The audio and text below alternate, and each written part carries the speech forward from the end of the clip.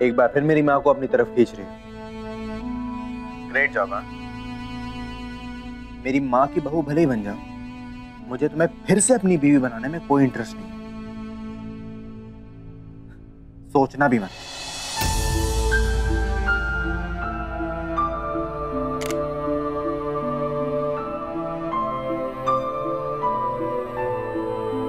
So sorry बेटा, तुम इतनी बिजी हो ऑफिस में और मैं। माँ, कल रात अबीर मेरे यहाँ था। इतना पिया हुआ था कि सीधा खड़ा भी नहीं हो पा रहा था। इतना तमाशा किया उसने रात भर की मेरे पड़ोसी भी बाहर निकल आए। माँ, और मैंने जैसे तैसे संभाल लिया, लेकिन वो तमाशा सुबह तक चल रहा था। मेरी बुआ से मुझे 2 बातें सुननी पड़ी।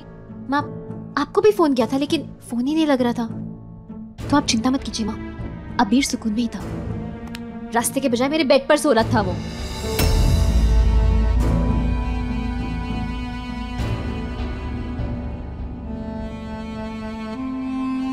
माँ,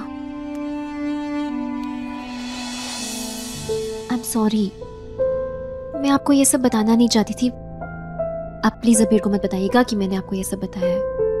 माँ, मेरा वो इंटेंशन नहीं था। मैं आपको इसीलिए नहीं बता रही थी कि मैं उसकी कोई कंप्लेंट करना चाहती हूँ। माँ, कल रात को ना चाहते हुए भी मैंने वो सब संभाल लिया, और आगे भी ऐसा कुछ होगा तो जैसे तैसे संभाल लूंगी। बस मैं यस। उप्स, सॉरी मैं आपको डिस्टर्ब नहीं करना चाहता था, मगर यहाँ से गुजर रहा था तो सोचा कि आपसे मिल लूं। अब जाने का मतलब तो नहीं बनता। एक्चुअली मैं इस कंपनी का लीगल हेड हूँ, मधुसूदन। आपने अपने कॉन्ट्रैक्ट में सारी डिटेल्स कंप्लीट नहीं की हैं, मिस मेहर पुरोहित। मेहर पुरोहित। करेक्ट। इसमें आपके 12th स्टैंडर्ड की डिटेल्स कंप्लीट नहीं है क्या? इसमें आपके डिपेंडेंट्स की डिटेल्स कंप्लीट नहीं है।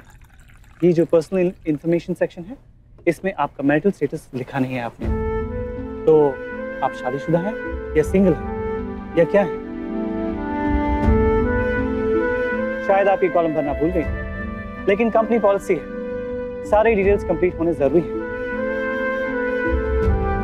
फिर चाहे वो चपरासी हो या सीईओ। तो मिस पुरोहित, क्या है आपका मैरिटल स्टेटस?